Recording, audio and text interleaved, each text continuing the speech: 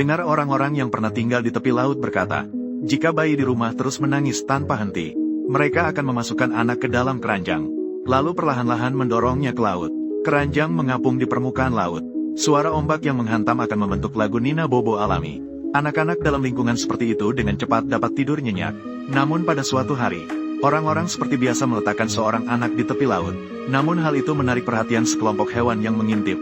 Terlihat seekor burung camar tiba-tiba mendarat di atas keranjang. Dan burung camar lainnya seolah-olah menerima perintah tertentu, mulai menyerang manusia di pantai dengan liar. Sementara orang-orang sibuk melawan, burung camar yang memimpin tiba-tiba mengepakkan sayap dan menginjakkan kakinya. Keranjang mulai perlahan-lahan mengapung ke laut mengikuti gelombang. Singa laut yang mengintip segera menyelam ke dalam air saat melihat itu. Sekumpulan camar juga perlahan-lahan menghilang. Ketika orang-orang menyadari bahwa anak itu telah terbawa pergi, keranjang bayi itu sudah melayang cukup jauh. Ayah anak itu segera memanjat ke perahu kecil dan berusaha mengejar. Yang aneh adalah keranjang bayi itu seolah-olah dilengkapi dengan baling-baling. Tidak peduli seberapa keras kedua orang itu mendayung, mereka tetap tidak bisa mengejar. Dan pada saat itu, langit tiba-tiba turun hujan deras. Tanpa diragukan lagi, ini semakin menghambat kecepatan perahu.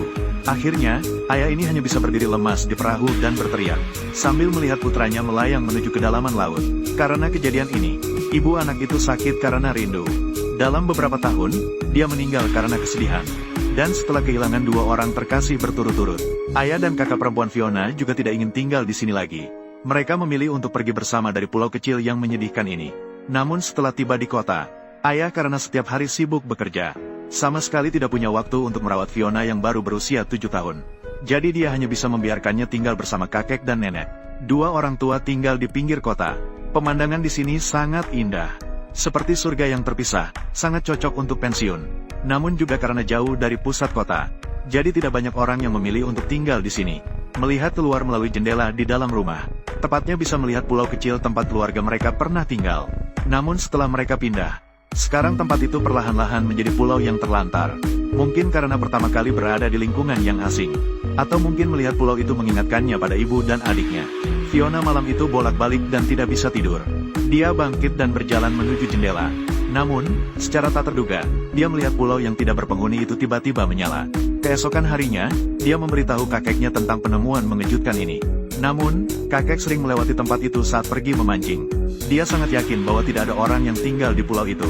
Jadi, dia hanya menganggap bahwa cucunya terlalu lelah semalam dan berhalusinasi. Mengenai ketidakpercayaan kakek, meskipun Fiona tidak berdebat di permukaan, namun, di dalam hatinya, dia sangat yakin bahwa dia tidak salah. Jadi, dia meminta kakeknya untuk membawanya saat pergi ke laut berikutnya. Dia ingin melihat pulau itu sendiri dan menyelidiki lebih lanjut. Beberapa hari kemudian, pada suatu pagi, Fiona akhirnya berlayar ke laut bersama kakek dan sepupunya. Dalam perjalanan, mereka menemui sekumpulan karang. Beberapa anjing laut sedang berbaring santai di atasnya.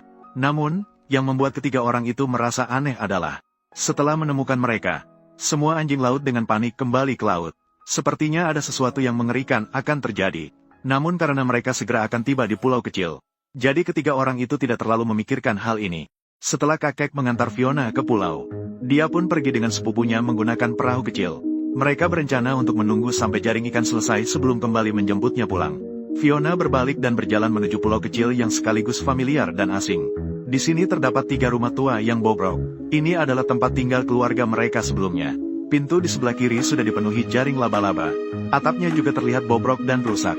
Memang terlihat seperti sudah lama ditinggalkan. Namun ketika dia tiba di rumah tengah, dia secara tak terduga menemukan, di atas tempat tidur tidak hanya dipenuhi rumput laut segar, bahkan ditumpukan arang di lantai.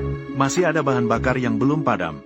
Fiona tidak bisa tidak mengamati segala sesuatu di dalam ruangan dengan serius. Dia menemukan banyak barang yang bukan ditinggalkan sebelum mereka pergi. Hal ini juga membuatnya semakin yakin bahwa pasti ada orang lain di pulau itu. Jadi, dia tidak sabar untuk keluar dan mencari. Namun setelah berkeliling, dia tetap tidak melihat jejak manusia. Namun saat dia berpikir untuk menyerah, dia tidak menyangka menemukan 2 baris jejak kaki yang mencolok di pantai. Namun sebelum dia sempat mengamati dengan seksama, jejak kaki itu sudah tersapu oleh air laut dan menghilang. Kebetulan saat itu kakek dan sepupunya kembali setelah menaruh jaring ikan. Dia pun hanya bisa mengikuti keduanya pergi lebih dulu. Namun berdasarkan ukuran jejak yang baru saja dilihat, Fiona menduga itu kemungkinan adalah jejak yang ditinggalkan oleh seorang anak. Ini juga membuatnya teringat pada adiknya, Jimmy. Mencurigai bahwa orang itu mungkin masih hidup. dan seringkali kembali ke pulau itu sendirian secara diam-diam. Namun kali ini dia tidak memberitahu kakeknya tentang penemuannya. Lagi pula, semua ini masih sebatas dugaan semata. Nanti jika tidak bisa memberikan bukti, kakek akan mengatakan bahwa dia berhalusinasi. Namun, pada suatu hari tidak lama kemudian, Fiona mengikuti neneknya ke pusat kota untuk membeli bahan-bahan. Dia mendengar sebuah cerita dari seorang paman. Itu adalah legenda tentang pulau kecil milik keluarga mereka. Legenda mengatakan bahwa dahulu kala, seorang pria terkenal sedang berjalan-jalan di pulau. Secara kebetulan, dia melihat seekor anjing laut yang sedang berganti kulit. Karena penasaran, dia mendekat untuk melihat. Namun, dia secara tak terduga menemukan seorang gadis keluar dari kulit anjing laut. Pria itu belum pernah melihat gadis yang begitu cantik dan menawan. Seketika itu juga, dia memiliki niat untuk memiliki gadis itu sebagai miliknya. Jadi dia memanfaatkan saat gadis itu lemah. Diam-diam mengambil kulit anjing laut yang dia lepaskan. Karena konon siapapun yang mendapatkan kantong kulit anjing laut perak, anjing laut perak akan patuh kepada siapapun. Begitulah, gadis yang masih bingung itu dibawa pulang oleh pria itu, dan menjadi istrinya. Namun meskipun telah berubah menjadi manusia, wanita itu tetap sangat merindukan laut. Setiap kali datang ke tepi laut, dia selalu mengumpulkan beberapa rumput laut dan kerang, lalu pulang dan membuat makanan unik. Setelah pasangan itu memiliki anak pertama, dia juga meminta pria itu untuk membantunya membuat sebuah keranjang seperti perahu kecil. Setiap kali anak itu menangis tanpa henti, dia akan meletakkan keranjang yang berisi anak itu di atas permukaan laut, untuk menenangkan agar anak itu bisa tidur nyenyak. Di hari-hari berikutnya, mereka berdua kemudian melahirkan beberapa anak lagi. Namun seiring berjalannya waktu, wanita itu selalu memandang dengan sedih ke arah tempat asalnya, mengenang lautan yang memberinya kebebasan di masa lalu. Dan pada hari itu, sebuah pertanyaan yang tidak sengaja diajukan oleh putrinya, sepenuhnya menghancurkan kehidupan yang awalnya tenang. Dia bertanya kepada wanita itu mengapa ayah ingin menyembunyikan sebuah jaket kulit di atap. Wanita itu mendengar berita ini, segera menyerahkan anak yang ada di tangannya kepada pihak lain, langsung berdiri dan berlari cepat menuju rumah. Ketika pria itu kembali bekerja di sore hari, dia menemukan seekor anjing laut yang terus mengikutinya di sepanjang jalan. Meskipun secara fisik tidak berbeda dari anjing laut lainnya, namun pria itu merasakan sebuah rasa akrab yang tidak bisa dijelaskan dari tatapannya. Ketika dia kembali ke pulau kecil, dia menemukan hanya sekelompok anak-anaknya, dan istrinya telah menghilang. Dia segera mengerti bahwa wanita itu telah menemukan kulit anjing lautnya, kembali ke pelukan lautan. Hanya buayan itu yang telah diwariskan selama bertahun-tahun. Setiap bayi yang lahir di Connelly, semua akan dimasukkan ke dalam keranjang, bergoyang mengikuti ombak. Kadang-kadang ada bayi dengan mata hitam dan rambut hitam. Semua ini adalah warisan dari anjing laut perak. Anak-anak berambut hitam adalah ahli di laut. Masing-masing adalah pelaut dan nelayan yang luar biasa. Fiona, cepatlah pergi. Saat Fiona sedang asyik mendengarkan, nenek juga sudah selesai berbelanja dan datang mencarinya. Dengan terpaksa, dia hanya bisa mengikuti nenek untuk pergi lebih dulu. Namun setelah pulang, dia segera mencari sepupunya, meminta sepupunya untuk mendayung perahu membawanya kembali ke pulau sekali lagi. Karena cerita paman membuatnya teringat pada adiknya yang hilang.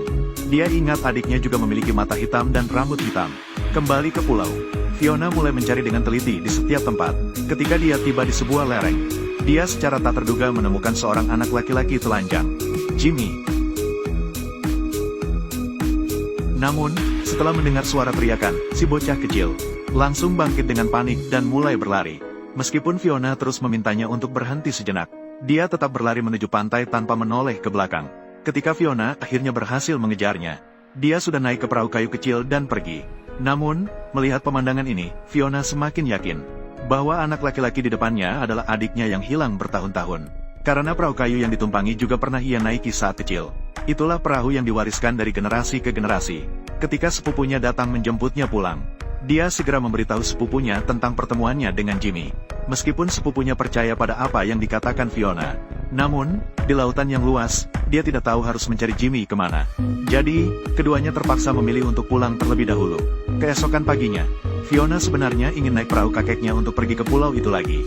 Namun kakek menolak permintaannya karena cuaca berkabut terlalu berbahaya. Saat dia duduk sendirian di tepi pantai tanpa bisa berbuat apa-apa, tiba-tiba dia melihat sosok seekor anjing laut muncul di dalam air. Dia segera merangkak turun dari tangga dan naik ke perahu kayu, ingin mengamati anjing laut dari dekat. Tanpa disadari, tali yang mengikatnya terputus. Perahu kayu itu juga mulai perlahan-lahan meluncur menuju arah pulau kecil. Di sekelilingnya, sesekali anjing laut muncul ke permukaan. Sepertinya mereka yang mendorong perahu di dalam air. Fiona tidak mengerti apa yang diinginkan sekumpulan anjing laut ini. Namun saat tiba di pulau, Dia langsung melihat sebuah keranjang yang juga terparkir di pantai, dan juga cerobong asap yang mengeluarkan asap mengepul. Khawatir adiknya akan melarikan diri lagi. Kali ini dia tidak berteriak seperti kemarin. Memilih untuk mengamati situasi di dalam dengan hati-hati melalui jendela. Dan hasilnya sama seperti yang dia pikirkan.